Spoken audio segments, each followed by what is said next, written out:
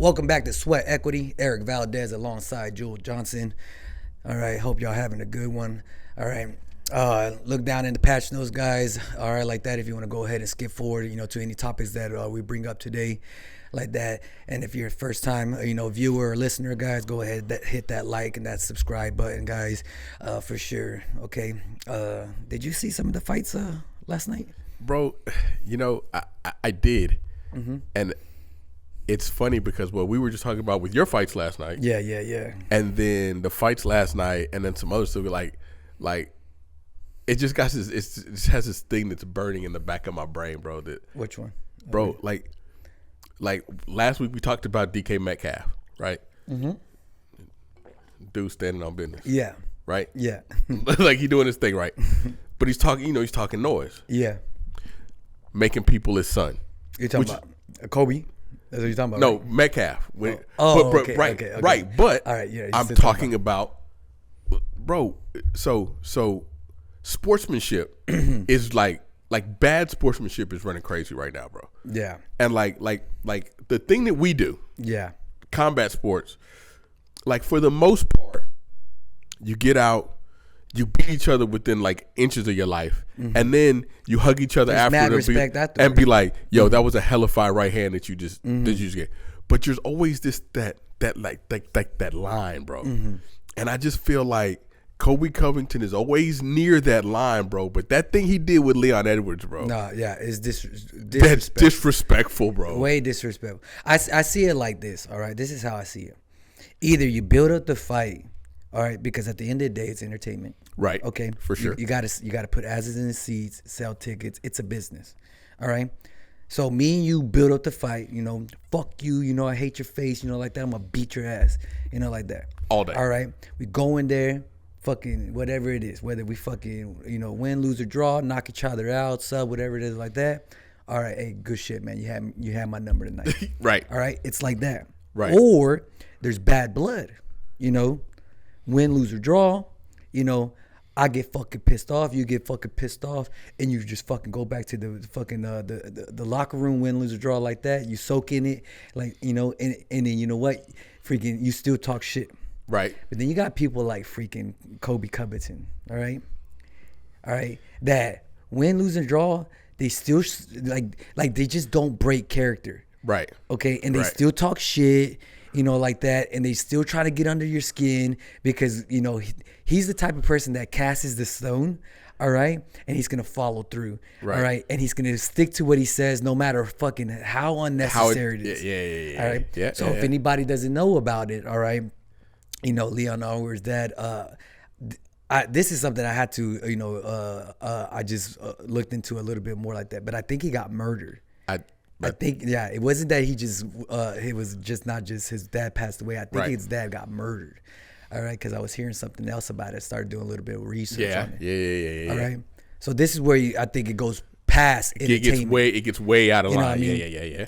Like that. And then and freaking, talking about, I'm gonna take you through 7, freaking layers of hell. We're gonna meet your father on one of those 2 and stuff like that. Yep. And after the fight, Leon Edwards was like, bro, I was so emotional. It was very hard for me to calm down and not just see red. You know what I mean? And that, honestly, that takes a lot of freaking control, and it's just a quality of a true champion, to do that, because that shit throws you off. You know what I mean? Right. If someone says something about my mother, like that, I'm like, you best believe I'm catching a lawsuit right there, freaking. But it's weird though, because people don't know, you don't know what people have been through. No, you don't know. Yeah, you don't have any, and it doesn't matter. Like sometimes people go through stuff with their family, and it turns them good. Sometimes it turns them bad. Sometimes it's a real like we were talking about in last month with the men's mental health. Like sometimes something will happen and somebody's right on the edge, bro. Yeah. Like you never know where people are, and there's just certain things like that I feel are just. Mike Tyson told a man, "I'm gonna fuck you till you love me, faggot." He said that to the man, and you know what? That's cool. But he didn't say anything about the. You know what I'm saying? Like he didn't go outside of anything else. Yeah, he ain't talking about his mom, his grandma, freaking, children like that. Like crazy. I think of if everything that's an unspoken rule. Like you just don't go after the family. You just leave it. Religion too, like that, because even Connor and could be, with the whole religion like that, like that. That's like church and state. Yeah. Separate that. Just leave it. And because then also, Sean Strickland. Did you see what happened in the crowd with them? No, in the crowd. No. Tell me what happened in the crowd. No, so I don't know if like Sean Strickland, he doesn't rub me the right way, bro. All right, like there's certain things that he says and shit. I'm like what kind of fucking back hill Kentucky fucking bro? He just walked out of a fucking trailer yesterday, double wide trailer trash fucking. Where did y'all find this dude? You know what I mean? Right. Because he just says real absurd things. Right. All the time. You know how they always in the crowd they're always like, oh, the next fight is, and it's a camera and like that. Well, like they're literally like 4 rows, freaking Sean's in front, Duplessis, who's gonna fight freaking for the next title shot is like 4 rows behind him. Duplessis flexing like that, and Sean's like fucking throwing the finger at him and stuff like. Bro, you see, like this is right on that camera, like during the when the ring. Sean fucking turns around, and I think it was Chuck Liddell that was right behind him. He's like, bro, Superman dives over those fucking aisles and starts fucking down punching on Duplessis. I saw like a kid freaking in the middle of it too. They had to fucking get it. Like, I'm like, what the fuck is this dude doing? Bro. Like for sure, like I don't know how he's gonna escape freaking not getting like charges pressed on him. Bro, he's so outrageous. But did you see what he said about Kobe Covington, bro? Yeah, and so let's go back to the whole Covington thing. Like even him, even him, he has morals. Right. You know what I mean? Even him. Yeah, even him, he has morals, and he called it, a spade a spade, and he was like, bro, like this dude's a fucking dick and he's an asshole. Right. He doesn't understand if he even has friends, because he's the type of person that would burn every fucking bridge to fucking, make a name for himself like bro. that. Because I don't know if you've ever really kept track of Kobe Covington's history and stuff like that, because he was on a downhill, and it wasn't until he started putting on this facade, make America great again, when he jumped on the Trump bandwagon and fought, like that. Did he fight Kamaru Usman? Yeah, and then he starts, freaking really putting on this patriotic, fucking pro-American fucking facade. Right. That he started stringing along fucking wins, and then and he just continued making, playing the character like that. Right. And then freaking even with the whole Masvidal thing, because that's where it really started. Yeah, game. You know what I mean? Because I've had this too. I wanted to bring this up since they we're fought in talking the street, about, right? No, yeah. Well, okay. So let me see. Masvidal just finished his freaking just finished his sentences and settled. Let me see if I have this. Because they had like in Miami, they got into like a like a street fight or some shit. Yeah, Jorge was like, yeah, this is for sure. It's on site like that. Yeah, because first it was after the fight. Right. Like that after Kobe Covington beat Masvidal. Right. I think in the post presser or something like that, Jorge was able to get to him, or like in the parking lot the next day or something like that. But let me see right here. This is a report that came out from Jorge. Me and Kobe are going to see each other someday, whether it's going to be a fucking cage.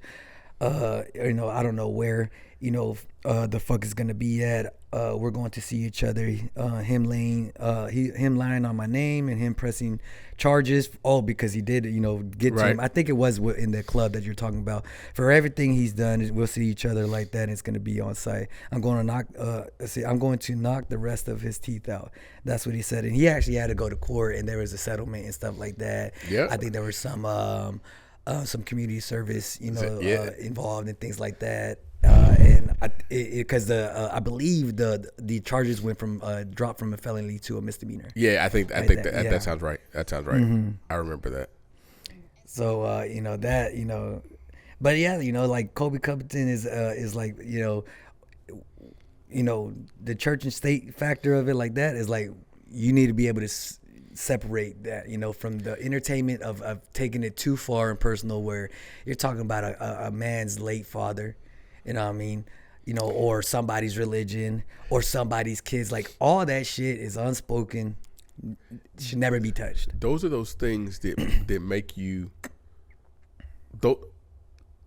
Here's what it is. Those are those things that people kill for. Yes. Those are the things that people kill for. Bro, It's not just a show. You got guys. I mean, you got guys that can talk a good game. They can put on a hell of a show. One of the best shows. One of the best pre-game, pre-fight shit talking shows in the UFC. Mm-hmm. Double J and DC. Oh yeah, no, yeah, for sure. But that was bad blood, you know what I mean? That was bad. Like that was real bad blood. It was real bad blood. Win, lose, or draw. Even though freaking John Jones got the better of all three fights and stuff like that, they went straight back to their freaking their locker rooms. They soaked it in. One was freaking happy soaking it in. The other one was fucking pissed off soaking it in like that. But I don't think at any one time it was ever like, oh, you're fucking, you're a cokehead and you fucking cheat on your wife, or you're, like he said, like it's like, yeah, a little bit. He just let it. He never talked about the wife. He always talked about him being a drug addict. He always talked about him. Right. It's not like oh, you fuck you and you're like your family and shit. Like, no, it was always about them and their flaws. How to hype up the fight. Right. You know what I mean? Which is what it should be. Mm-hmm. Which is really what it should be. And even to this day, even though DC's a commentator and he's an interviewer and stuff like that, and then he has to put on the professional, freaking suit on when he has to interview John Jones that is still active like that. And freaking, they're still bickering and chipping at each other, that, because that's bad blood, Bro, I mean? The best one was that one where they were mic'd up. Cameras were rolling, but the interview wasn't going, and they were just still there, bitch. Yeah. That was the best, bro. That was the best. That became the interview. I don't even remember what the actual interview was. I only remember the outtake from the interview. On CNN or some shit like that. That was the best, bro. That was the best. But then, because you got Kobe Covington, right?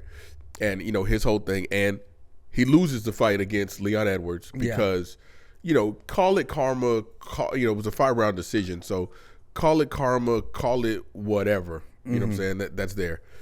But then we go one sport over. Not a combat sport. Which one? At all. NBA, bro. This dude's a fucking psycho. Oh man, I knew you were gonna bring him up. Come on, man, you got to, bro. They slapped him with a fine.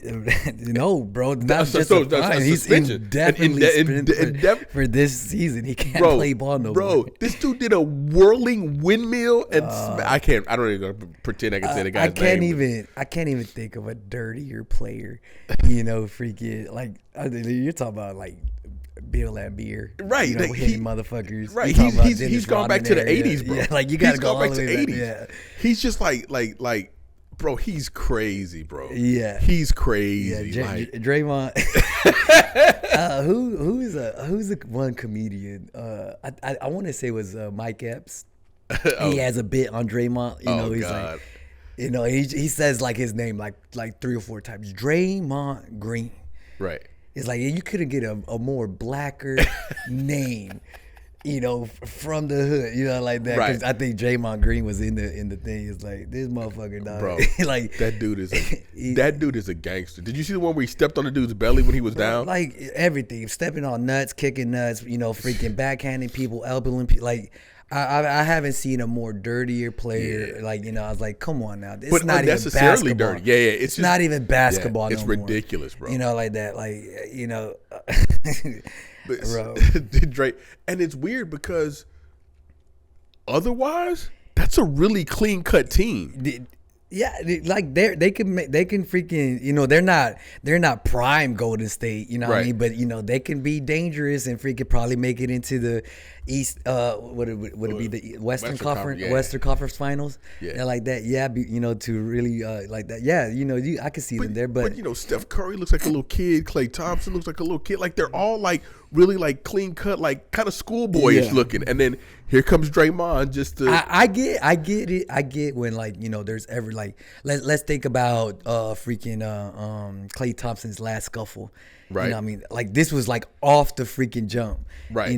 Like that, a couple pushing and shoving, fucking, jersey gets ripped like that. I can see that why Draymond will come in and back up your player. Yep. No, this is like every game, bro. It's all the time. Whatever it's it is, just whatever. Like that. He's not getting rebounds, he elbows people. Right. Who called the timeout? Yeah, he'd be like timeout. He fucking drove the latest, scored on him. He's fucking right. Like, what are you talking about, dude? Crazy. It's crazy. And the memes, bro. The memes are just so crazy. The one I sent you this morning, bro. I had me rolling. I love Draymond. You saw that WWE is reaching out with a contract for him now that he's suspended. Freaking because Triple H. I don't even know his real name. Who? Triple H? Yeah, Triple H's real name. It's Hunter something Helmsley. Yeah. Well, Triple H. Yeah, it's Hunter something else. I can't remember. He, there's reports saying that now since he's suspended, they kind of want him in the WWE doing some side shows and shit like ridiculous. That. So, wouldn't be the first time a basketball player ever crossover. So now, but wait a minute, because Kobe Covington, extreme, right? Draymond, extreme. Did you hear about the other unsportsmanlike fine? For NFL? In the NFL, bro. That I don't even like. Bro, yeah. You cannot publicly criticize the officials who control the game. What can you do? What can I do? Yeah, like that's kind of borderline, freaking yes. Free speech. Freedom of speech. That's First Amendment, right? Yeah, First Amendment, right? Like that. Yeah, that's borderline First Amendment. But then again, it's like, okay, it is, NFL, the brand, policies. Right. I don't get how policies trump, amendments. you know what I mean? How does a policy trump an amendment? It's funny because they really don't. Mm-hmm. Only a lot of the stuff like that, like by the time you challenge it, right? Like by the time you challenge it. Mm-hmm. So let's see, Mahomes got 50 and Reed got 100. 100. Right? 100,000. 100,000. We've said about ridiculous fines before on this show. So, but by the time now you have to sue. Yeah, the litigation of everything, it just takes so long. It's like you'll spend that. It's like $20 for them to like get it, like just move here you on. go, and I'm done with it. Fuck that. I think at the end of the day, it's about principle. You know what I mean? Well, the thing is, I mean, where else is it that you can't criticize? Like somebody makes a bad call, and let's be fair. Mm-hmm. Refs across every sport make bad calls because they're human. I don't envy refs. Envy refs at all. You refed. Yeah, I don't envy refs at all. Things happen in a split decision, especially in sports. Right. It's bang bang plays like that. Right. And as a ref, the reason that you're there is because you have enough experience. Like some of these refs have been in there 15, 20 years, right. And they have enough experience that like they know how to make the right judgment call. And 9 times out of 10, they're going to get it right. Right. But every once in a while, that one time that's very questionable, and I get it. You have to stand on your shield, freaking live by it or die by it like that. Yeah. And protect. Right. In this sense, you have to protect the shield, meaning the NFL logo. You know what I mean? And nobody ever wants to go back on the word. They already said it. They made the call. You know what I mean? Like that. Right. But like, did you see the play, bro? Because like in football, what position you played? Did you ever play on offense? Defensive. Well, tight end. Okay, but even if offensive defense, all right, like that, I'm pretty sure like you see every single time when wide receivers line up, what do? Bro, they're moving a little bit. They may go forward. No. Like, this is before the snap, all right, and I like that. So every single time, I was never a wide receiver or anything like that, but I know exactly what they do. They line up. They look at the scrimmage line. They look at the ref. All right, they point at the ref, to get acknowledgement like that, because that sideline ref would be like, You know, you're good, or make sure that sure you're not offside. Yeah, exactly. Yeah. You know, so whatever that I like, these are professional people that have been in there forever. They're at the highest level, you know, you can be at. Right. You know, and I think it was Tooney that got called for the offsides. Yeah. That ultimately freaking you know, fucked the whole play like that. You know, like come on now. All right, I'm pretty sure that ref acknowledged them. You know when he checked it. You know, and he felt that he was on sides. Right, and then so maybe I don't know what other ref that actually made the call that was offsides like that is like line ref back. Yeah. But you know the thing is because offsides for Eric, sure everybody knows, but offsides is when you line up past the ball. Yeah. Like you're not behind the ball. You're not behind the ball. You're in front of the ball. Mm-hmm. But it's all about perception at this point because wide receiver, I may be 5-10 yards off the ball. Yeah. In a lateral line. So when I look over, I look good. It looks good to me. Like I look okay. Mm-hmm. And then you have the thing that, you know, some centers, we've all seen the centers that do it.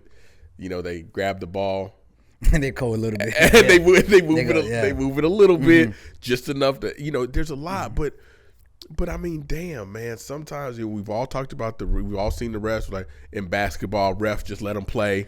You know, you know, refs calling too many calls, refs not calling enough calls. Like, let them play. Yeah, refs not stopping fights early enough in the UFC. Refs stopping fights too early. Like you've all seen it too late. You've all seen the judgment calls, but to prevent somebody from just being able to say, "Hey, man, that's a bad call."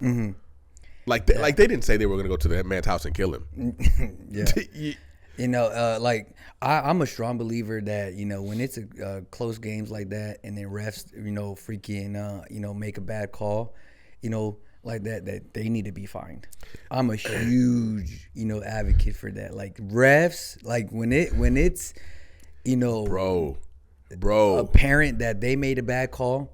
Like you know, this brings me back to that one first base ref. I don't know what pitcher it was, but he was on a no-hitter, and it's the very last freaking pitch, like that freaking the freaking guy hits the ball. It was a little dribbler. Pitcher picks it up, throws it to first. It was a bang bang play, and freaking calls the guy safe. Then afterwards, they look at it, and it was freaking he was out. Definitely out, right? Yeah. And fucked up his no hitter. Right. He ends up freaking throwing out the next guy like that. They won the game like that, but took the guy's fucking no hitter away. You know what I mean? My no hitter's gone. Shit like that. Nah, that ref needs to be fucking fined huge. But it's like in that situation, you can't take it back. Like I can't take it back now. Yeah, like that's why done. they did. I can't take it back. Mm-hmm. And so when you have, because we've seen the games that the refs made a bad call. Mm-hmm. It really wasn't offsides. Mm-hmm. It should have been 4th and out. Yeah. But now you called it offsides. Now they're first and goal, and then they score, and it's like, wait a minute, we just lost the game because you completely botched the play, and there's no fixing it. Like that's it. Like I'm going home. I think wasn't there like a big last year? Who played in the Super Bowl last year? It was the Chiefs and... It was definitely the Chiefs. The Chiefs and... It wasn't the 49ers, was it? No. No, the Eagles. The Chiefs and the Eagles. Duh, yeah. The Chiefs and the Eagles. All right? And I remember I remember there was the very last play, all right, that freaking was like a decisive play. You know, whether the freaking Eagles or the Chiefs were going to win it. You know what I mean? Right. And there was a call... It was one of those calls I can't remember, but I know it's what ended the game. Chiefs were up, I think, by a freaking field goal, all right, and freaking the Eagles were driving to make a touchdown or at least tie it up, like that. And it was one of those calls where it was a pass interference, you know, call like that, or like and I think, you know, whatever it is. And then that was the game right there, that call. And it's like, bro, really? This is the Super Bowl, and you're gonna make a call like that? You know, and it's a sliver of freaking what what it really is. It's not egregious freaking like that. And you just decided the game. You didn't let these boys just play. You took incidental contact and made it pass interference. Yeah, I was like, shit like that. Yeah, that. I hate seeing stuff like that. But some people look at it the other side and say, but this is this is a crucial game where you can't make any mistakes. But it's like, got to make that call. But it's like rules are rules. That's where sometimes you got to let the guy just let them play. Because we all know that they're not calling everything out there that should be called. No, for sure. You know what I'm saying? Like I just but those guys, Mahomes and Reed, on the lighter end of the spectrum, right, get 100K in fines. Yeah, Draymond deserves his suspension, bro. 100%. He 100% deserves his indefinite suspension. Yeah, and I mean, I know Covington puts asses in seats, bro, but fuck, man. Yeah. What is he on, a 2-fight losing streak right now? He just lost to Leon, and his last fight was against Usman. Oh. He lost. No, well, he won. He lost to Usman, won against another guy, and then got his match against Leon. Because he was just next in line. Yeah, that's probably right. And like that. Yeah, so I don't know. I don't think you're going to be hearing too much from him for title contention anytime soon, like that. I think he did. Yeah, it was up against Woodley, down against Usman, up against Masvidal, and then so down it's just against been up and down. Bro, nothing too really stringing wins together. And like that freaking whole that whole division is pretty stacked too, because there's like 3 guys that are coming, after that belt that are like undefeated or something like that. So yeah. Is he number 1 or number 2 contender? What is he on the ranking? Well, he probably dropped down after the. Yeah, I think he was like number 2 or 3 or something like that. Probably. Let me see I don't see where his fucking ranking is.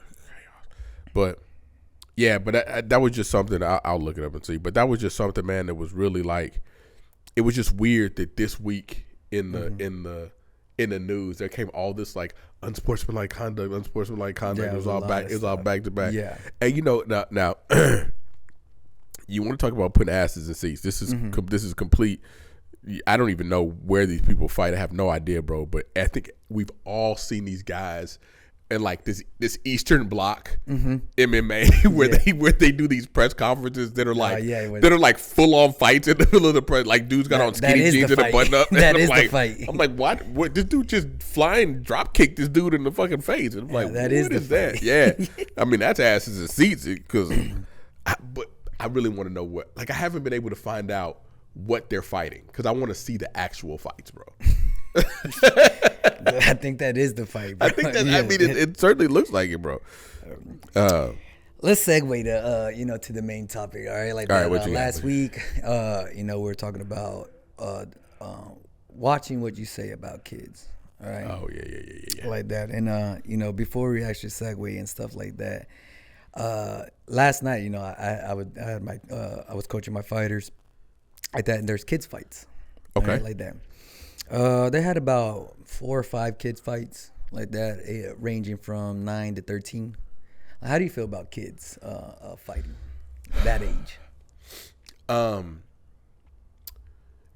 think that as long as you take the right precautions, it can be okay. I think that the refs have to be extra paying attention to them because some kids are just I don't want to say too dumb, but they're so tough. Like they don't want to quit. They don't know that they're trying to make mommy and daddy happy. Yeah, they don't realize that they're like the room is spinning a little bit. It's like, bro, you're probably concussed. You know what I'm saying? Like, I'm happy you said that because that's why I'm 100% against it. Yeah, they don't understand what's going on. I'm for sports for kids. All right. Right. But those sports where like this, we're doing a Muay Thai event, boxing event, football, because that's one. Like anything that's 100% contact, where these kids that their brains are still developing, all right, like that, I'm 100% against it, Right. And so I know if my son Mateo, starting out training at 5-6 years old, then he's 10, 11, 12, and he comes up, hey dad, I want to do that. I'm like, nah, not yet. We not doing that. Not yet. Yeah, let's wait until for me, my age of for them is about 16, 18. To really start better age. Yeah, better age. A lot more mature age. They're really coming in and as for development wise, brain development, muscle development, like that, for sure, so if they're starting at 5'6", then they're actually competing, in full on contact sport like this, then you're talking about a good year, 10 to 12 years of experience, right, for them to really understand, the severity of what they're doing, what's going on, because again, like some of these kids, they're just just winging punches. I seen it last night. They were just winging punches and kicks like that. I saw one kid, freaking bloody nose, freaking after the first round, like that. They're just freaking just firing off, what I mean? Right. And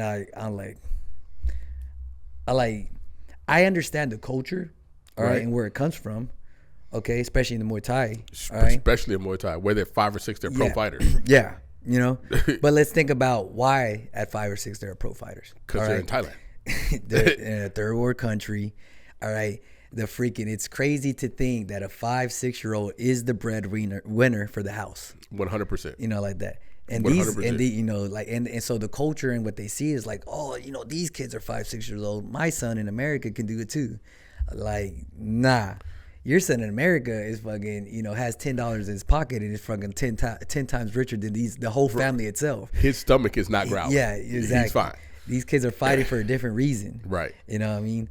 Like that. And so for me, that's why I don't like that, And right. I was seeing it yesterday and I was like, man, it's a bit sad, you know what I mean? Like that. And I'm all about this sport. I love this sport and everything like that, but I feel like there's just better, ways to really take care of your child, like that. And so what would you say, to Jules or Deuce, they freaking come to you one day and be like, hey, I want to, because like jiu-jitsu is totally different, you know what I mean? Well, see, that's the thing, like I think about it, like with jiu-jitsu, with any sport, you can get a head injury, but it's so far removed from being able to actually get a head injury in jiu-jitsu. Yeah. It's so far removed. And, broken bones are broken bones, but the refs in jiu-jitsu matches, like, armbar, straight arm, they're tapping. Doesn't matter. It doesn't even have to be a solid armbar. Like, it's just that ref is like right there on the elbow, freaking ready to hold it. He's ready. He's ready to stop it, like instantly, which is different because, one, depending on how you look at it, one wrong placed punch or one well placed punch, and that could mean like it's a serious ordeal. Hey, it's a reason that they say that everybody has a puncher's chance. Everybody's got a puncher. Yeah. Just one punch put in the right spot, and it could mean. And we've seen the pro fighters that have died after. Yeah. But they're and not just died after, but they've been on their feet. Get knocked out, get whatever, go back to the back, then end up having to go to the. So it's not until later. Yeah. That the effect, and it's just, hit the bag, move around, get some good pad work. Yeah. But actually being even light sparring with the right people. But actual competitive, because I know how I am. I know how you are. If we're gonna compete, we're gonna compete. Yeah. Like we're gonna go balls out. Like throw the elbow at the fucking kid's lips. Yeah. You know what I'm saying? And I'm just not necessarily sure I'm ready for that. Yeah. You know what I'm saying? Like that's different. For me, I'm 100% against it. I don't like seeing it, and I want to support my child, and doing what they want to do, but I'm like at the right time. Right. What I mean? We're not ready for that. I think that's what my message would be to them and stuff like that. Right. So with that, let's talk about, not just kids in sports or anything like that. So Jewel, she's 4, right? Jewel is 4, yeah. She's 4. Like how many different milestones do have she's hitting? Now that she's 4. Oh my God, bro! She just rolled her eyes at her mom the other day. You know what I'm saying? Like, I don't know if that's a milestone, bro. Yeah. Oh my God, there's so many. But it's weird because I get dressed in the morning, I put on my bow tie. And then she comes up and she goes, I love your little bow tie. You know what I'm saying? Like, it's so like, it's every day. It's just something else that's happening. I love that she's very attentive, and she knows how to give the right compliments. Bro. And for a 4-year-old, she knows how to give the right compliments. I love that about her. Bro, she's like that. You know what I mean? Bro, she's nuts. Yeah, man. But that's what it is though. What's one of your favorite milestones? You know, like that like, man, it just made you real proud as a father. Bro, it was. So we were sitting there, and we were just looking at TV. Mm-hmm. This is a true story. We're sitting there, we're looking at TV, and we were watching something on Netflix, and it was in Dutch. It was subtitled, right? Yeah. So me and Ellie are sitting there watching it, and Jewel is there, and then she looks and she goes, "Fuck." Bro, she read the screen, bro. Oh.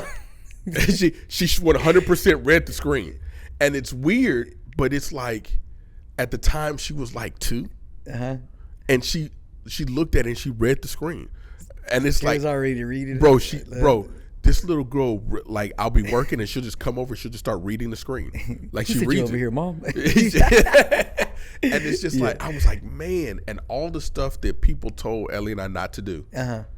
You know, be careful their screen time. Don't do the, bro. When she was little, even now, you know, she would get up. We would, because they pay attention a lot to the TV because of the colors. But it was ABCs and phonics that she was listening to. Yeah. So then 1.5, 2 years old, she's got the ABCs down and she was reading, bro. Yeah. You know what I'm saying? It was like, and that, I was just like, man, my baby girl just said fuck. She read it. She read it. She read it. You know, like so yeah, that was crazy. For bro. me, you know, Mateo, he's only 1. So right now, his first milestone right now is walking. All right. Bachata ain't, bro. Yeah, he's freaking walk, just bro. shuffling down wherever he wants. All right. Right. Like that, you know, and man, like, because the first time he did it, I got so excited. He, like, you know, he climbed up to his feet, and then he started taking 1, 2, 3 steps. I got so excited, man. I freaking snatched him up, hugged him. You know, I'm rolling on the ground. He was all freaked out of you. Like, yeah, like I didn't even think, you know, of what I like. I was just so excited. I stopped him from actually progressing even more because I was just so happy. You know, right, and right. then now, you know, freaking we're 2-3 weeks in of him actually freaking, you know, walking more and everything.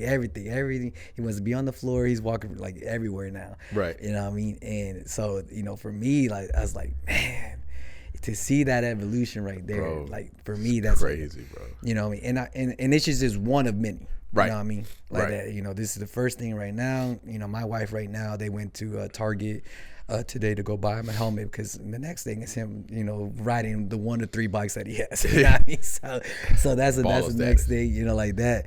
So, you know, those milestones are, you know, like, man, I can't really wait to see that. What's a milestone that you can't wait to really see, you know, from both, you know, because you have a son and a daughter. Well, so Jules just started holding his bottle. Yeah. He grabs it and then he takes it out and he puts it back. And it's just like, he hasn't quite mastered it yet, but I'm just like, man, this little dude. I forgot about that one. I remember when Mateo was doing that. I was like, he's like this. So, but I mean, it's just like, for me, man, it's kind of weird because I don't really look at it as the milestones. Like, me and Ellie had the conversation the other day, and she was like, man, she's like, oh, my little baby, don't grow up, just stay a baby forever. And I was like, right. And I'm just like, I love watching every single day, bro. Like, every single day, it's a little bit more. It's a little bit more of this. And I just like, bro, I don't even know what the next milestone did. Like, I just. Are you like more looking for her, like, you know, like right now she's in her toddler's ages, like preteen or post-teen or like adult? Like, which one are you more excited, you know, to be like, you know what, like, I can't wait for this to be there for you. You know what I mean? I would probably say like adulthood. Yeah. Adulthood. Like to just be able to know that I've done all of this, and now she's like, to prepare her. She's like, hey, Dad, I got it. Yeah. You know what I'm saying? Like that. Like, I probably, like, even the thought of it right now is like kind of like, it's good to me not thinking of that, because like, I'm like, fuck, I'm like, he don't need me no more. And then, like, that's the thing too, because like these milestones, Aries, like, I don't know where I heard it from, But it's like every time every day or they do something and they become more independent. Right. They don't need you no more. They need you a little bit less. They need you a little bit less. And that kind of hurts, like that as a parent, especially as a first time parent and stuff like that. It kind of like eases it off with like, second, third, child and stuff like that. But I'm like, when all those firsts, because a lot of firsts are happening right now, I'm like, man, as like, and one of the last things too, like one that gets me is like the one where they're like, when's the I can't even remember like one of these days, freaking is gonna be the last day that I pick you up and hold you in my arms. Oh yeah. Like that. Yeah. And I was like, that like shit like that it gets. But yeah, that's kind of rough. Yeah. Because like there's. I see it, bro. It's so rough, bro. But like I also think about like it just transitions to something else. Mm-hmm. But I saw this thing the other day. This was rough. It was some reel or something I saw on Instagram, and the people were like, how people always say that the grandparents treat the kids better than they treat the parents. Yes. And it was like so funny. It was like you're looking at it wrong. It's like the parents aren't treating the kids better than the parents. It's like the parents are looking at something that their child created, and it takes them back to when their child was that age, and now they're getting to relive it all over again. Yeah. And I was like, "Fuck, man." Nah, yeah. I was like, "Damn, that's crazy." It just like rejuvenates them, right. Because, like, I take my aunt. You know what I mean? Right. She was 24 years old, taking care of 8 kids by herself, like that. She's in her 50s, right? And she has no kids in her freaking house no more, right? And I believe right now she, like, out of her own actual 3 kids, right? She only has two grandchildren. Right? Okay. And then with the exception of me and my brothers, now I believe she has 5. Okay. So like I know what I witnessed and freaking and what's in my mind, picturing of what my aunt did, how she was when we were little, like that. Right. Now it's totally different, like that. You live and you learn, you make mistakes, and stuff like that, and at the end of the day, you just hope that you were able to create or produce a human that's a productive member of society and stuff like that. Right. She did that part, what I mean? Right. Was it the was it the road, like the perfect road? No, not like that. No, and now she's coming, now she's second wave through with her grandchildren, and you see those things, yeah, for sure. And it's like but why, you didn't? Yeah, you didn't. Where's the love like that? You know what I mean?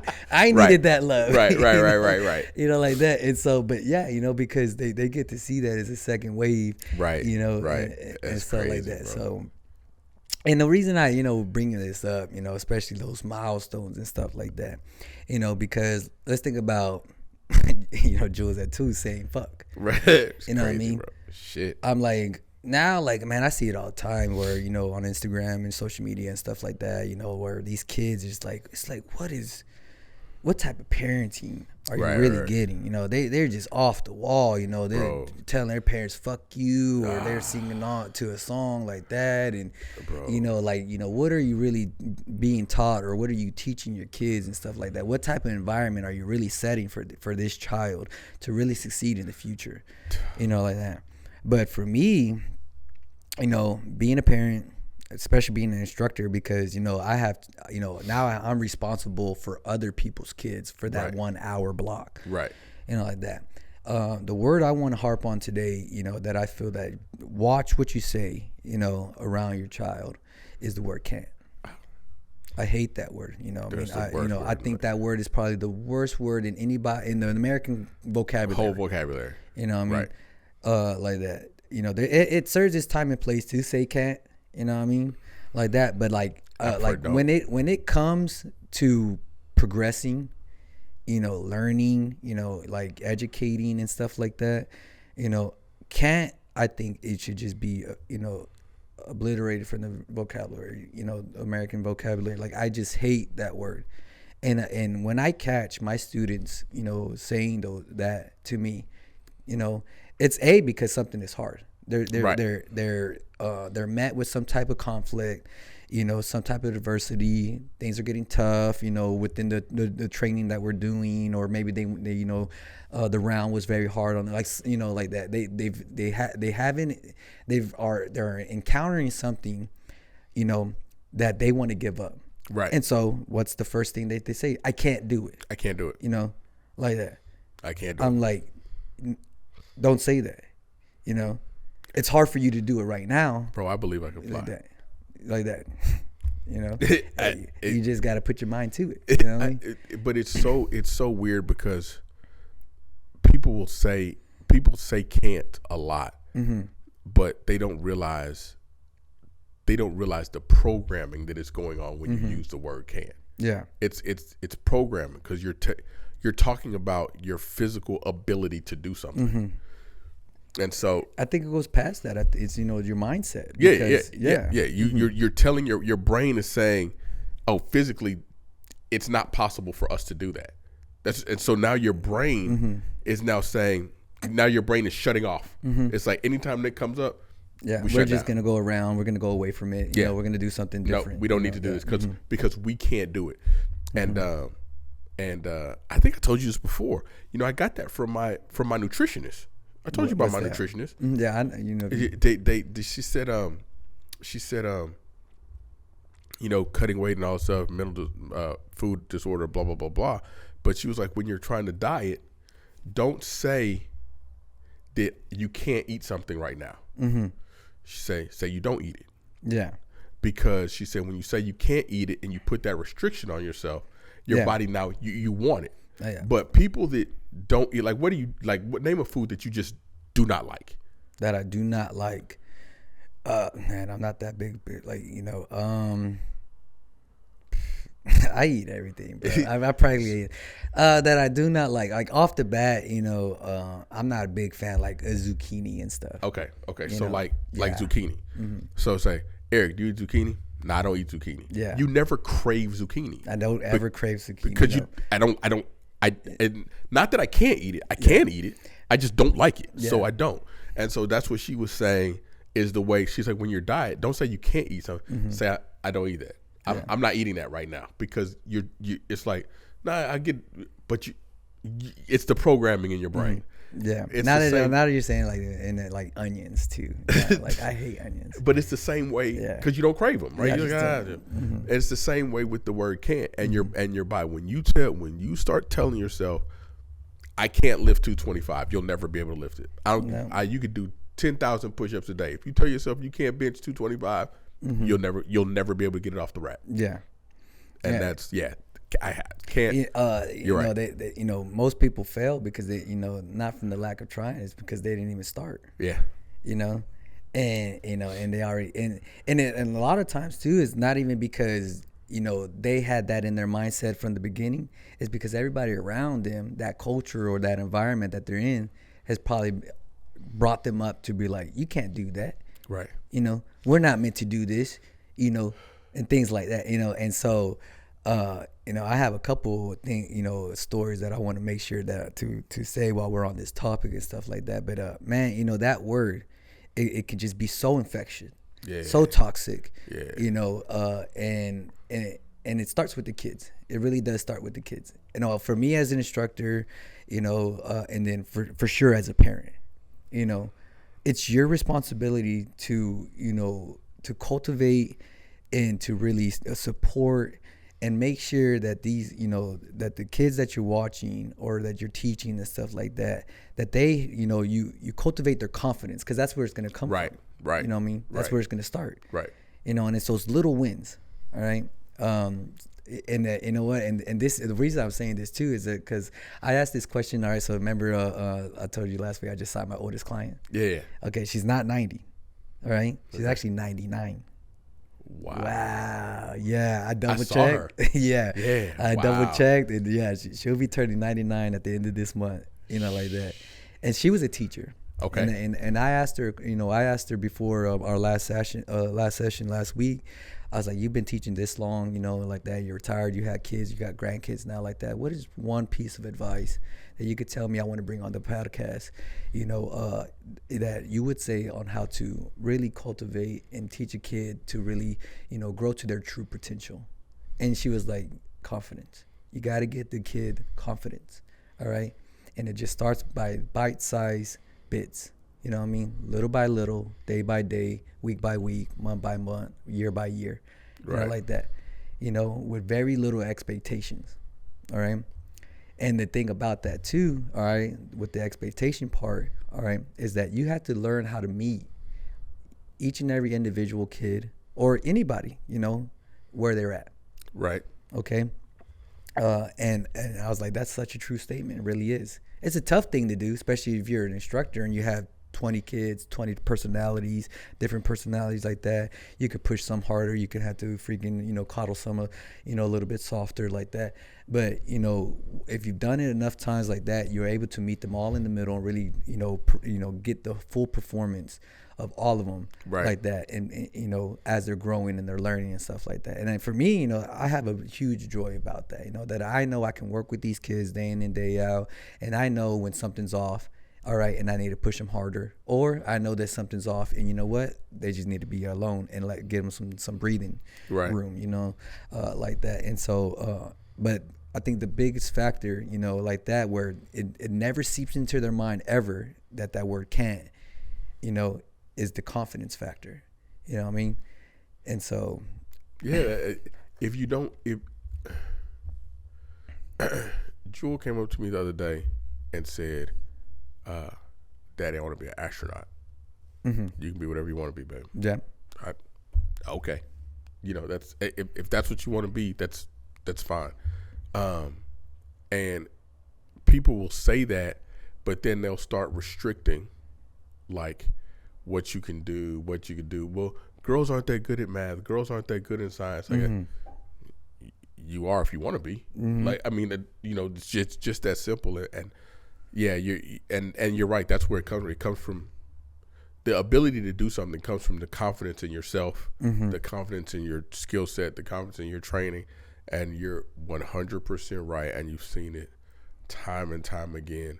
You've seen the guys in the competitions. Mm-hmm. They don't think they can beat the guy. Yeah, they won't beat him. Yeah, they won't beat him. And it's their mindset. We've had plenty of talks about mindset like that. And if you've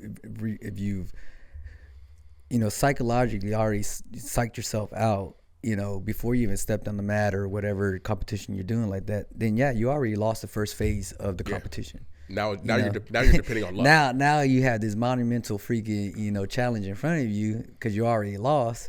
All right, that freaking now, yeah, for sure, it's a for certain thing that you're gonna lose the match itself. As soon as you throw the punch, you're like, that didn't hurt him. Yeah. You're always questioning every little thing. You're always, second guessing every little thing, and you can't do that. And it's because I just feel that they just didn't build up enough little wins and confident freaking points, among their little journey. Maybe they tried to bite off too much than they could chew too fast like that, or, they're just inconsistent somewhere else like that. But it wasn't enough that when they finally get to that point that, they just second guess everything. You know what I mean? So let me ask you this, all right, like that. So you have Jules or Mateo comes, to me and stuff like that. And, now that I'm thinking about this, I don't really know what to really say. When do you let your child, hang it up or quit? I really can't think of a better word to word to say it, because I don't want to say quit, but like, okay, like you don't need to do this no more. Let's go ahead and try something else. When do you let them do that? Well, I think that you let them do it when you understand what the reason they don't want to do it is. Mm-hmm. Because you're right. If it's just too hard, you can't quit because it's just too hard. Yeah, you can't quit because it's just too hard. It's one thing for it to be too hard. It's another thing to just not like it. Mm-hmm. Right? Like, I could go play basketball, just don't like to, right? Now, I like to play basketball well enough to beat the shit out of Jason Langolier, if he ever comes through. Yeah, he's too scared though. He can't. Yeah, no, he's not coming. He's scared. But it is what it is. Yeah. But when it's just like, it's like, I'm not scoring. I don't want to do this anymore. It's like, because I'm not scoring. I can't. The kids won't let me score. That's not why. That's not a reason. That's to not quit. a good reason. That's not a reason to quit. That's a confidence reason to quit. Yeah. If it's just like, this is boring. I just don't like it. Then that's different. But it has to really be that they don't like it. I get what you're saying. You know what I'm saying? It has to really be that they don't like it. Like we went to, we took Jewel to the Galleria. She had ice skating lessons at the Galleria. Yeah. Bro, she would put on the ice skates and scream bloody murder. And we took her for like 2 months, bro. Yeah. You couldn't even get her on the ice. She would just yell. Did she fall or something? Bro, you couldn't get her on the ice. She just put the skates on. Did she want to do it? She wanted to do it? No, we just put her in ice skating. Because she was too. Right, so she was scream. So it's like, man, what is that? So we kept trying. We're like, she'll get better. She'll get used to it. So then we took her. And the last time that we put her in ice skate, the last lesson, because Ellie and I both ice skate. So we went and we're like, well, let's take her ice skating. So maybe she'll get on the ice with mommy and daddy and then she'll chill. Bro, couldn't get her on the ice. Yeah. She screamed. Okay, it's fine. So we're like, you know what? Stop. So a couple of weeks ago, Ellie wanted to take her to Disney Princesses on Ice. We went. She's like, I want to go ice skating. That's what it took? Right. This was 2 years later, but she was like, I want to go ice skating. Moana on the freaking ice. Right. But you know what? Because sometimes they just need, like, they need something to do. They need some, and that's what, and that's when, like we talked about before, it's good if they see that.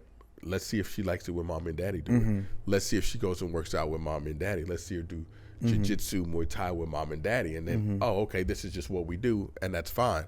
But to just, because, Ellie thought it was because she did like, and I was like, no, we're not just gonna let her quit. Yeah, like that's not. She doesn't just gonna.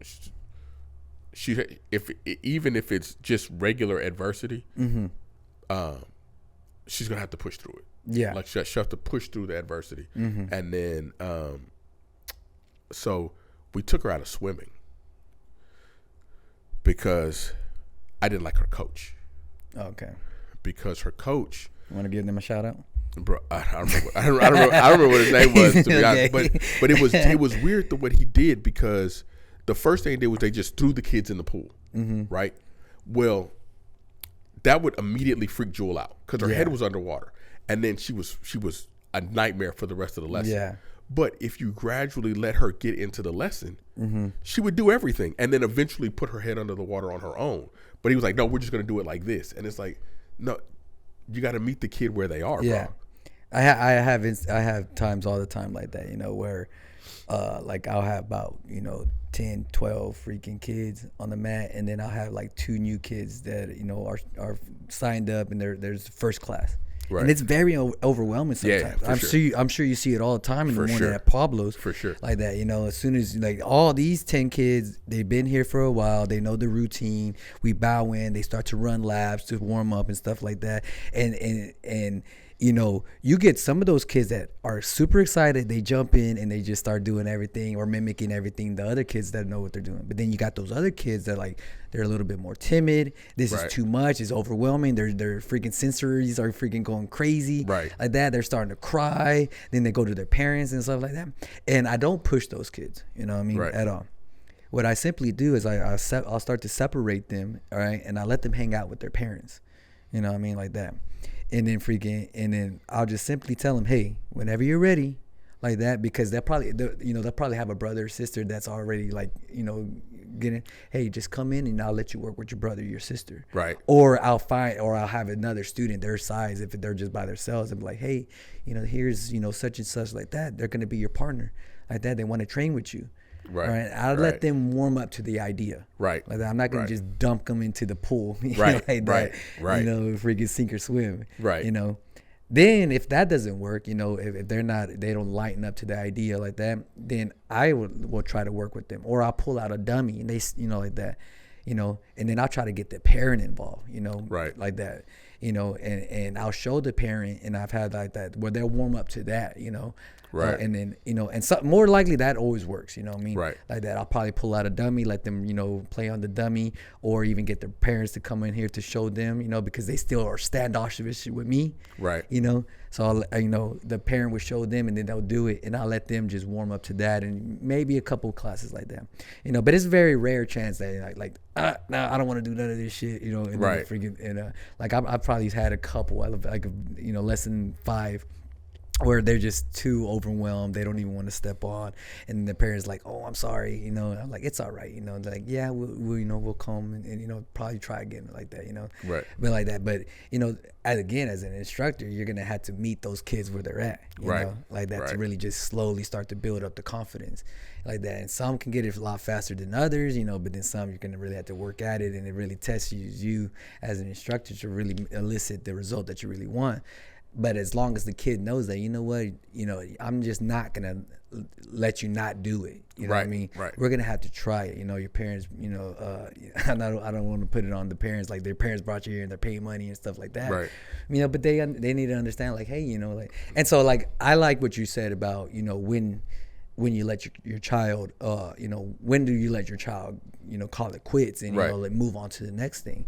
Like that. And I didn't even think about that, at all, until you actually started saying it. But yeah, I feel like, in the beginning, expectations need to be set, right. Like that, because more likely, I don't think I'm ever going to really push anything on to Mateo. I'm going to give him options. Right. More likely just the options that I really want him to do. Like, right. I'm like, here's golf, here's baseball, here's jiu-jitsu. Right. I mean, like that. Here you go. Like, which one do you want to do? Oh, I want this one. Like that. And we're gonna have expectations out of it, like right. that. What are your, like I'm, in kids terms, like, okay, well, like, what do you want to do? And every week is just those checklist, or like every day. I think that's a very important thing. Every day, what parents should, do is those drop-in checks, like, how was class today? Right. What you learn, like that. But I think a lot of times, those conversations go terribly wrong, freaking in the car, on the way home, or even to class and stuff like that. And there's a soundbite, that I heard on, and I don't know how true these statistics are, like that. It was A-Rod, was talking about this.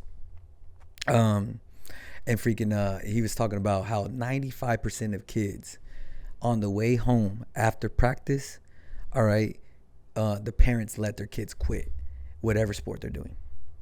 That's a big freaking percentage. Bro, that's crazy, bro. Like that. I don't know how true that statistic is, but, freaking, in an interview, he was talking about that, because those conversations are so important.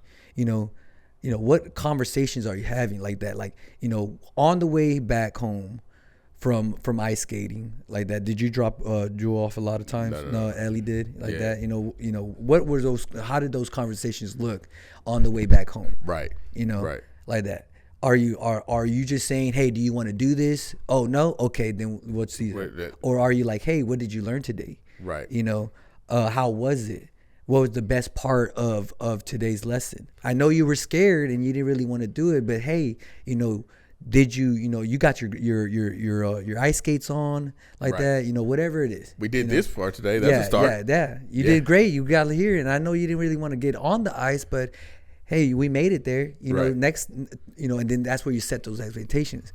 Tomorrow we're gonna go back again, and maybe hey, next time we get on. Yeah, maybe we get on for a minute. Right. Like kind of set those expectations, not just as a parent. Did you like it? Did you hate it? Are you freaking, like, hey, you keep on losing all the matches and I'm already paying freaking X amount of dollars, like that. Like, we need to find something, like, and I feel like more likely those are the conversations a lot of times. You know, that the thing is that so we put a price on what is priceless, mm-hmm. because everybody keeps going, I'm wasting my money for you to do this. Mm-hmm. But it's not wasting your money. It's building the child's confidence in something, mm-hmm.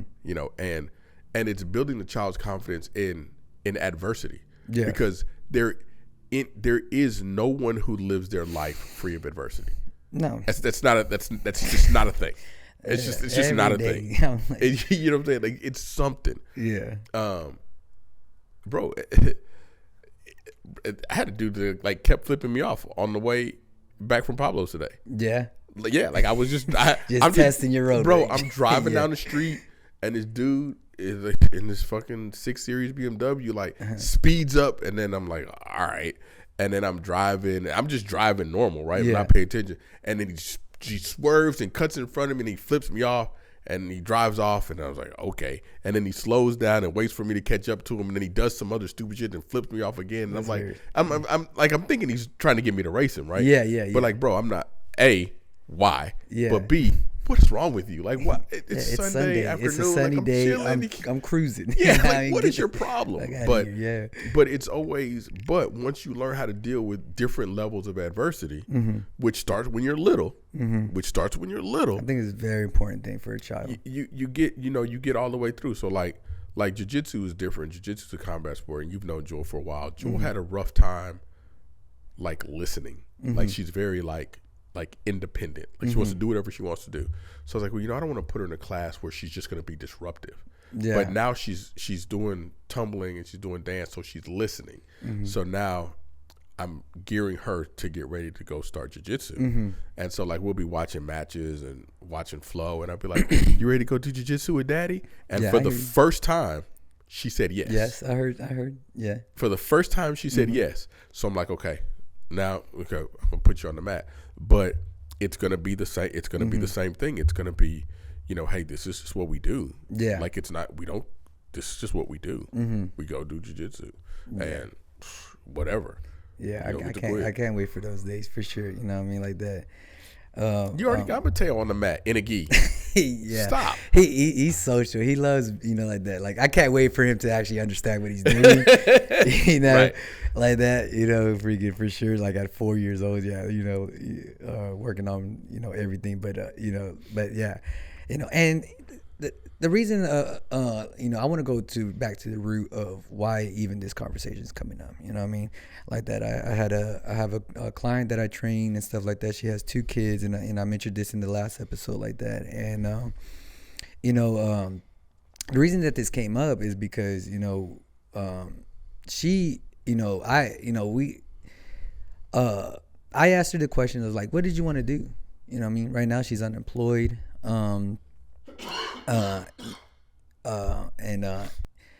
She still trains with me and like that, and she's going through a real hard time right now. She's doing a lot of treatments for why can I not think about she's unemployed. She's doing a lot of treatments, chemo treatments and stuff like that. Okay. And right now, like, her whole work career is on hold. And then the question came up, we were talking like that, and, what did you want to be? All right. And she said that she wanted to be a photographer, when she was little. All right. And I was like, why did you ever want to do that? I was like, it doesn't really take that much. For me, I starting out and like that, I had no clue at all about podcasting and videoing and stuff like that and editing and like that. And I just simply, in my mindset, I had what I wanted to do. I reached out to you and I made it happen. Right. And freaking till this day, now we're 27 episodes in, almost. I think we're coming up on our year, bro. Yeah, I needed to freaking look at that. We're coming up on our year from the first time we did our first episode like that. But it's just been a learning lesson. Has it been perfect or anything like that? No, it's evolving and it's changing, and we're making things little by little better and things like that. But not one time I've ever had I never let anyone tell me I can't do it. Right. For her, it was different. She wanted to be a photographer, and her mother said she couldn't do it. Like, why do you want to do that? Right. You can't do that. So she had that in her mindset that, in the environment, the culture that she was brought up in, that, what, I can't do it. That's not meant for us. Right. And so I simply turned to the kids too, that were working, there in her personal training session like that. I'm like, what do you want to do? She has a 4-year-old. She has a 13-year-old. 4-year-old, I told you, like, she wanted to be a firefighter, like that. She said she had one of the dogs from Paw Patrol freaking is a firefighter, so that's why she wants to be a firefighter. He is. All right. Yeah. And then the 13-year-old said she wants to be a fashion designer, Okay. And this is a classic saying, like that, because kids are what? What sponges, bro. No. But like, freaking back in the day, what's the saying? Kids are meant to what? Kids are meant to be seen. Be seen and not heard, bro. Not heard. How do you feel about that statement? I just think it's ridiculous, bro. Mm-hmm. I don't think that you can teach somebody to ever be a fly on the wall from the time they're little and ever expect them to be able to walk into a room and command control and attention in the room. Like you told me when I was little to just sit in the corner and shut up. Yeah. So that's what Adults I did. Are talking. Right. And then, you just have to, you have to understand that they're children. Yeah. You have to understand that there's ways to do it. You come in, you say, "Excuse me." You don't just walk in and that needs to be taught for sure. Right, but not just go sit over there in the corner and don't speak. It's just a combination of things of priority, respect and things like that. But I don't think I understand, like that because we came from that era. Right. I mean, like those are talking, shut up, like that. Right. You're fucking laying on the freaking grocery floor, while the moms are talking for hours because they, right. Shit like that. Yeah. You know what I mean? Okay, we go. No, shut up. Yeah. But and the reason I say this is because as the 13-year-old was telling me she wanted to be a fashion designer, as she's telling me this stuff, and she was like, I was already looking on Amazon. I found like a $10 freaking fashion designing book for her, like little beginner creator book. Right. Ordered it right there. She didn't know what I was doing. Right. Like that. I wish I would have found something for firefighting, but I'm not too sure with like that. I wanted to get the girl something too. Like a water hose. But ended up getting the next day. So the next time I saw her on the personal training session, I asked the mom, "Hey, I got something for your daughter. All right, can I give it to her?" And then she opened it up and she took it out. What the first thing she said, to me when she opened it up? She was elated. She was so happy and excited that she got it. But the first thing that she told me when she opened it up and saw it was a fashion design like book with crayons and stuff like that, she was like, "You listen to me." That's sad, bro. That's and sad, that man, like I laugh, but that's sad. It hit me a different way when she said that. You know what I mean? Because like I thought she was like, "Oh, thank you so much, coach. I can't believe it." No, the very first thing that she said, out of excitement, was that you listened to me. Right. And this is why it brings up this conversation today. It's like how often, are your kids telling you something, and you truly listening? I think that people get, one, I think people are way too selfish. Mm-hmm. So if it's not about them, they don't even care to begin with, right? Mm-hmm. Like just whatever. But the other thing is, people going, these are kids, so you don't know what you want. Mm-hmm. But he may not know what he wants at 40, but he knows what he wants at 4. Yeah. You know what I'm saying? Like he knows what he wants. When your kids say they want ice cream, right? They understand that's what they want. That's what they want. Now you have to attach the journey to get to the ice cream. Yeah. And that's a happy plate, including the asparagus. You know what I'm saying? Yeah. Like you have to teach them, okay, you want something, you work for what you want. It has to happen. And then you get it. And you listen to each one of those things, and then you end up there at the end of the day. So I've got a stepdaughter, and I've got my daughter. But she's like 21 now, right? Or something like that? No, bro, she's like 18. She's in college though, right? She's in college. Oh, so like 18, 19. Yeah, she's like 18. She's a freshman in college. She's on the way back right now. And she'll go and she'll say stuff, and she'll, I want to do this, I want to do this. She wanted to go to Japan with her school. It was, some money to go to Japan. And her mom was like, yeah. And I was like, look, listen, the baby girl wants to go to Japan, right? She may never get to go another chance to go to Japan. She's going to Japan, right? Oh, but I'll figure out how to pay for her to go to Japan. Oh, whatever. I'll figure it out. Just whatever. Y'all want to sell barbecue plates? Sell barbecue plates. I'll figure out how to get it to Japan. Because, and I tell him, there's you see, but I feel like there's no anybody ever going to be able to come into any of my kids' life, especially my daughter's life, and woo them with some shit, because then they'll be like, nah, my daddy did all that.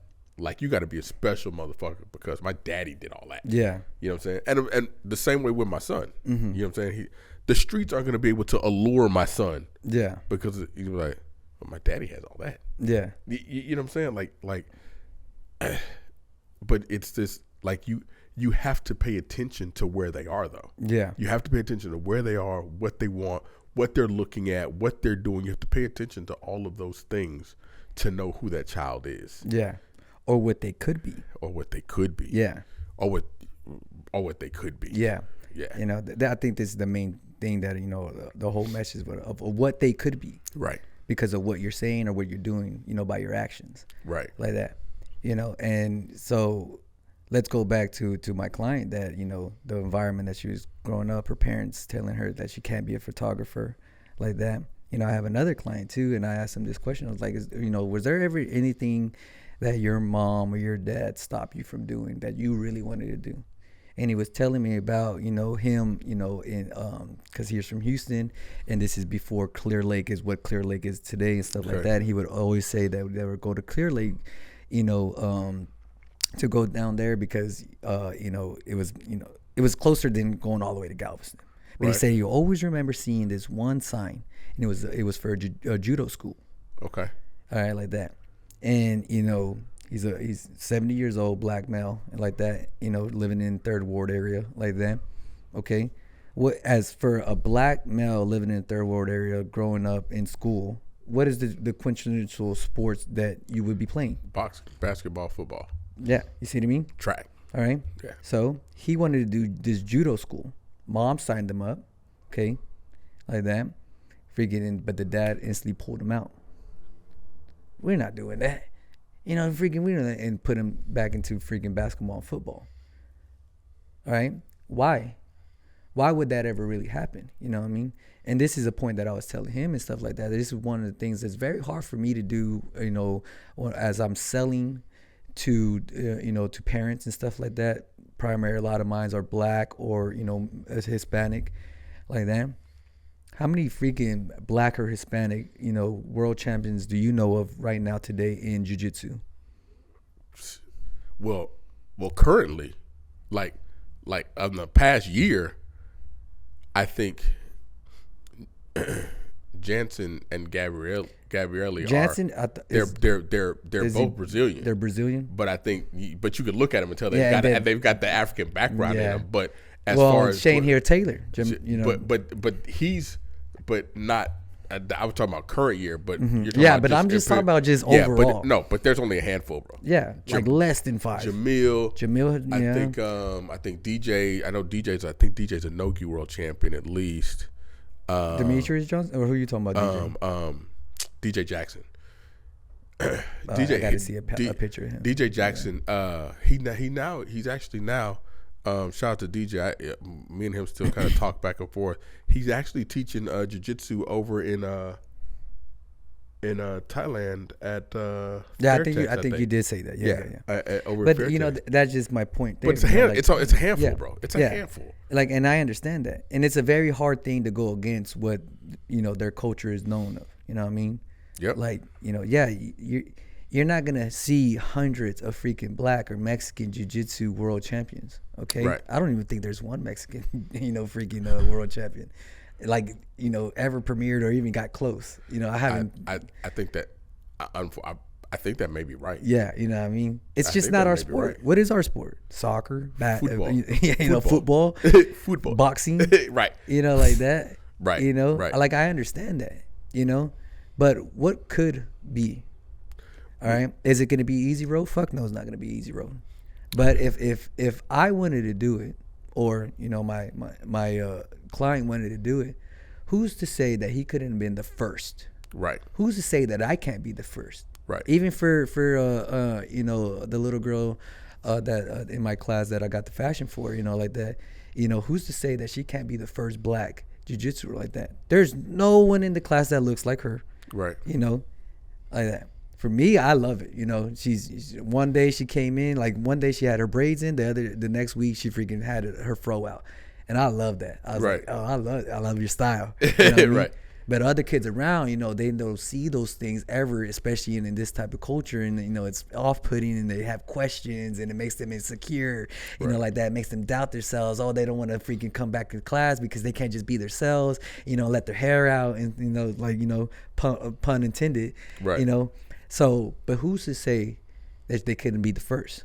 You know what I mean? And it's because the culture that you've been growing up as a parent like that, it rubs off, and then now you're forcing that onto your kid. You know what I mean? So I think it's a very, you know, hard thing to do. I understand, you know what I mean, like that. But I think it's something that is necessary, you know, for progression, change, you know, to make sure that the potential is really filled if that's what they really want to do. It's so hard to break the societal chains. Yeah. It's so hard to break the societal chains.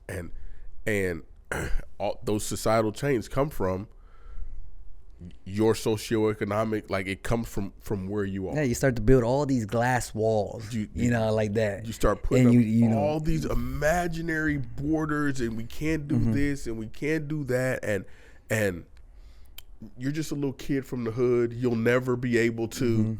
It's like, but you don't know what the fuck I'll be able to do. You have no idea what I'm capable of doing. But if I convince you to put up that wall, you'll never be able to do it. Yeah. What's the saying? And I'm pretty sure you heard this one too. All right. Freaking, if you want to make sure that you can't do something, you tell it to who? A small-minded person. Right. You know, like that. Yeah. You know. It's it, bro. Yeah. There's nothing else you can do about it. And more likely, those type of people are the ones that, you know what, they've never even left, you know, that 5-mile radius of where they grew up.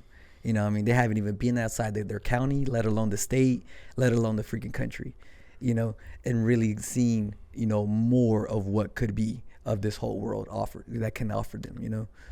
It was, oh my God, what was that? It's a song about dreamers. It's a song about dreamers, and it's so not J. Cole, because J. Cole says I'm a small town dude, but I got bigger dreams. But there's a song. Meek Mills, Drake was Kendrick. This is a song. Oh man. This is a rock and roll song. Like Aerosmith, Dream On. Dream On is a good song, but it's not that one. While you thinking about that, let me tell you about this study. Okay. And before I tell you about this study, when Jules does something, how do you praise her?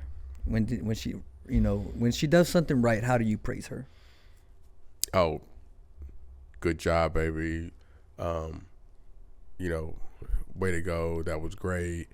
You know, you did keep it up. Keep it up. Keep trying. You know. Yeah. Whatever. So that's the right way to do it. Yeah. Okay.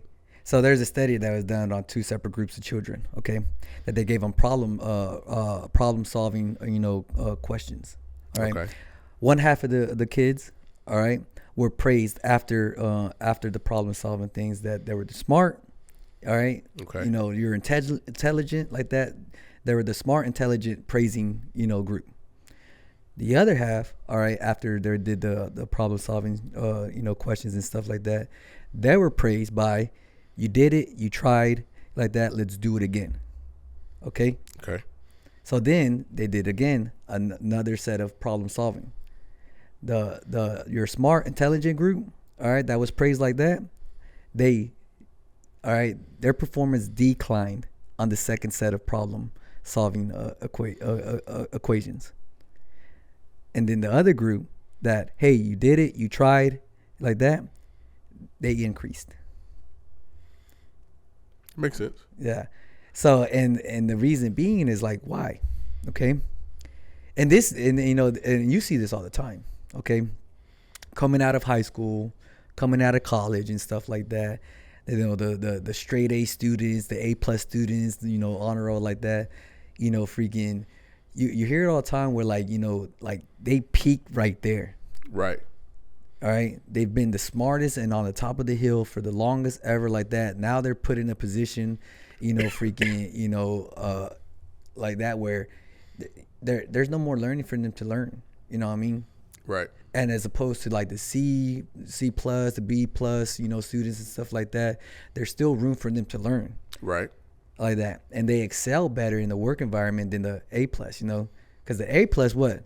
They think they're the smartest. Right. They don't think I'm already there. Yeah. They're not the ones that are really looking, you know, to outseek, you know, freaking help from anybody else, you know, like that, because they have proved it all their life and been told all their life, I'm the smartest, you know, like that. I don't need nobody. I have the answers. Right. As opposed to freaking the ones that, you know, struggle a little bit. They try like that. They make the mistakes. They fix it. They make more mistakes. They fix it like that. They're always progressing. Right. Like that. You know, but nothing really stops them or discourages them from freaking ever seeking out help. And they're able to go out and collectively find the answer and do better, you know, freaking as they keep trying. Right. Like that. You see what I mean? I all the time, you know, I'm very critical of what I say, especially like during my role days, you know, for my students and stuff like that. You know, when I know, like, you know, they understand, okay, Mondays is teaching lessons like that. We do a lot of drills and skill sets and stuff like that. Mondays and Wednesdays is our drill days. Tuesdays, Wednesdays is our role day.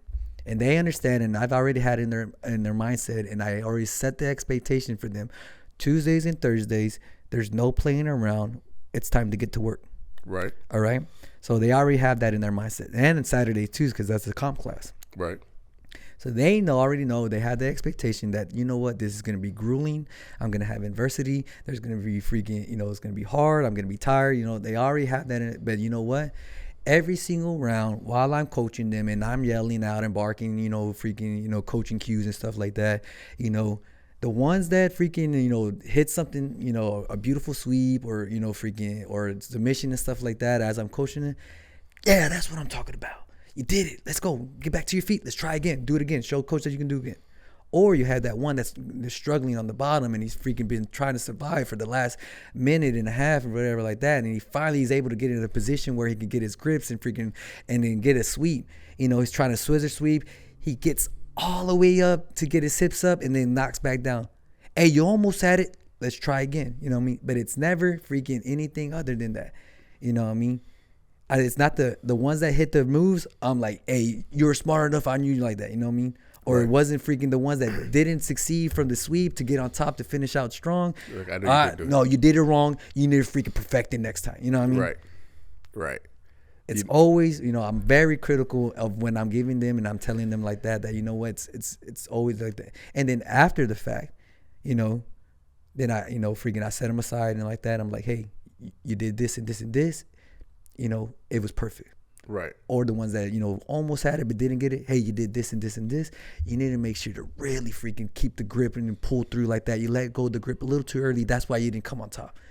Like that. Right. Try it again next, you know, like that. Make sure that you have it next time. See what I mean? So mom's an attorney. My dad's a doctor. My mom's an attorney. She's a scientist. And my dad's a scientist. So both of them had research backgrounds. Okay. Research backgrounds. So when I was growing up, nobody in my house never didn't know the answer. Right. But it's not because we didn't know the answer, and even still to this day, and you've seen it. Like, whenever something happens and I don't know, I immediately go to try to find the answer, right? Like, because I fuck with people all the time, and I say, man, what you don't know could fill a book. And they go, man, that's mean. It's like, no, what you don't know could fill a book. Yeah. You know what I'm saying? But it's true, and I just feel like the truth is out there, so I'm going to try to go get it. Like, I'm going to try to go determine what the answer is. And it's the same way with, you know, something will happen and it'll be something, and I'll see something today on TV, a show called Obliterated on Netflix, the word just Obliterated. And I was like, Jewel, what does that say? You know what I'm saying? And she's, you know, look at it and, you know, she'll say it. But it's just like, because everybody can constantly learn something. Like I actually thought about picking up judo. Like just fucking like learn something else, because there's just so much more out there they can learn. But that starts from when they're really little. Like, you can't think that you're the end all to be all. Mm-hmm. You can't think that you've made it. Mm-hmm. 'Cause if you think that you've made it, you haven't, but now you're stuck. Yeah. Now here's your station. This is what you were the smartest motherfucker in 12th grade. And you always will be the smartest motherfucker in 12th grade. Just in 12th grade. Just in 12th grade. Like, that's it. Yeah. That's your station. Mm-hmm. And, you know, when you talk to those kids, man, and you tell them, and you got to teach them, like, hey, you know, there's more out there.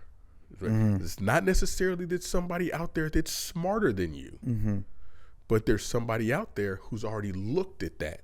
Mm-hmm. And if you want to know what they know, you have to go look at it too. It's not that they're smarter than you. Yeah. It's not that they're better than you. It's not that they're faster than you. They've just perfected the technique of running. So now you have to perfect the technique of running. If anything, all right, they freaking gave you, they found the answer for you. All right, it's your job to freaking go ahead and pick up where they left off and smooth out that wheel, you know, like that. Because that's all you're essentially doing. You know what I mean? There's not too much in this world where you're the pioneer and you're freaking the first one to freaking not at this time, you know, this day and age. You know what I mean? Like that. There's very little stuff like that. You know, like that. Very little. You know, and so like that's why I love fucking YouTube. Yeah. You know, Google YouTube. I was like, yeah. All right. And like, yeah. So yeah, you best believe it. Then now with ChatGPT, I'm like, there's no reason that you're not able to find an answer or learn how to do something, you know, on your own and have it in seconds. At least enough to have a working knowledge of where you need to be going. The only thing that your only job at that point now is just figuring out how you're gonna apply it. Right. You see, that's it. Right. And it's, but again, all comes from, like you were saying, it comes from what you're learning at home, what you're taught at home, like today. Mm-hmm. Let's be honest. Everybody's saying that, you know, don't let your kids look at too much video, too much screen. Well, you want them to read a whole bunch of fucking books, because there's not going to be a shit ton of books. Most of the books are going to be audio books, mm-hmm. right? So you need to teach them they need to know how to use a computer. Now, they also need to touch grass. Yeah. So they need to go outside and need to run around. They need to get dirty, let them fall in the mud a little bit. Like, they need to do that too. But it's good that your kid, you know, who's 5 years old, knows how to work the iPad better than you do. Yeah. The question is, can he push himself on a fucking swing and ride a bicycle? Yeah. Because if he can't do that, then you've got something else you need to work on. Mm-hmm. If your kid can ride a bicycle and play with an iPad, you're doing stuff right. Mm-hmm. You know, like he's keeping up with evolution for sure. Right. You know what I mean? Like that, yeah. Evolution. Have you seen that movie? Evolution? Yeah, I think that's a movie. Evolution. Yeah, it's got who? Bro, it's got Orlando Jones in it. It's bro. Maybe if you hold on. Yeah. Orlando Jones, he going way back, bro. It's one of those stupid movies, bro. Uh-huh. It's a stupid movie, bro. Yeah. Oh, okay, yeah. I remember that one. Yeah, it's a ridiculous movie, bro. I was like, you're going all the way back to the Mad TV days. Yeah, it's all movie, bro. You know, a good movie that will teach you the downfall of not adequately raising your kids is Idiocracy. Yes, I love that movie, bro. That is Idiocracy is right. It's up there. It's up there with a freaking Wall-E. Yeah, right. Predicting the future. Right. It bro. It really is, bro. Yeah. Just there's so much, and like you're 36. Just made 36. Mm-hmm. So Mateo you were 35 with Mateo. Yeah. Mm-hmm. And when you had, so I know what you felt when you was there. You were like, man, this is the greatest feeling in the world. Mm-hmm. And you were like, man, if I would have known it would have been this great, I would have had a baby when I was 19.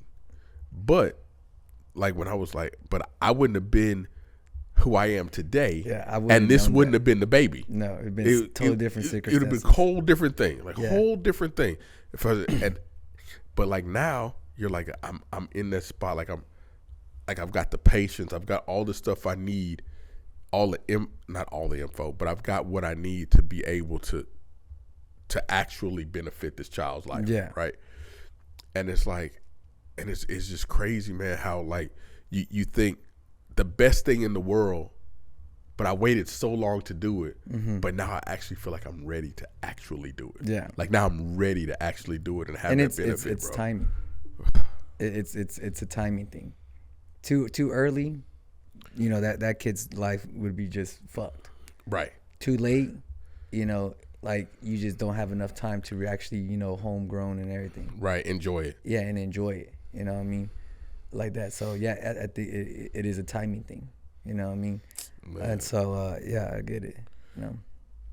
All right, guys. This is Sweat Equity. My name is Eric Valdez alongside Jules Johnson. All right.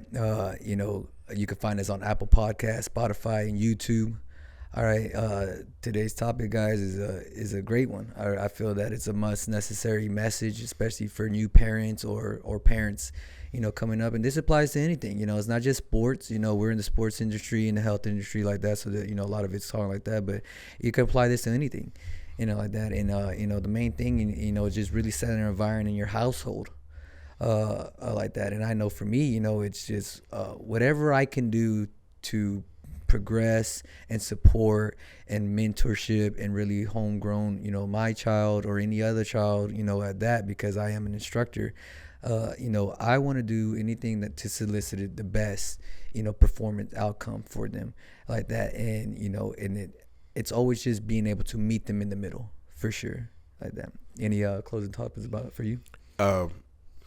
You know, just remember that your kids are there and they're always watching you. So, you know, the kids see mommy and daddy fight. So watch the relationship that y'all have with each other, because moms, those daughters are going to treat their significant other the way you treat their dad. And vice versa. And vice versa. Like, dad, your son is going to treat his significant other the way that you treat the mom. Doesn't mean that y'all can't argue. Doesn't mean that y'all can't fight. But every time she's a fat bitch and you throw the cold eggs against the wall, like, he's going to see that that's okay. And the same way where, like we were talking about in the beginning with sportsmanship, if you you have kids and these kids are playing these sports, and when they lose and you start going, you know, the ref's a dumbass, the coach is a dumbass, the other team cheated, the other team this, and you're taking all the accountability off of your child and his performance. Not saying that you have to ridicule him, but if you take all the account, then now he's never going to be accountable for anything. It's always going to be blaming it on somebody else, pointing fingers. Yeah. And then when he gets older, he'll never be responsible for anything. It'll always be something else. And so all those little bites and those little chunks and those little nuggets that we were talking about when it comes to confidence and all those things, like, those are in every aspect of raising your child and every aspect of their life. And, you know, we don't have to yell at them, but we have to teach them. And just remember that they're watching you. So even when you're not teaching them, they're learning from you. So just remember that, man, because we don't want an idiocracy. Yeah, for sure. All right, guys. All right. If you made it this far, all right, go ahead and like that, hit that like and that subscribe button, put the notification on, guys. All right, whenever we load up anything new like that. And then again, guys, all right, give that keeps on giving, you know, and share this podcast or any content that you like, what we're saying, to a family or a friend, you know, for sure, guys. All right, until next time, we'll see you then. Peace.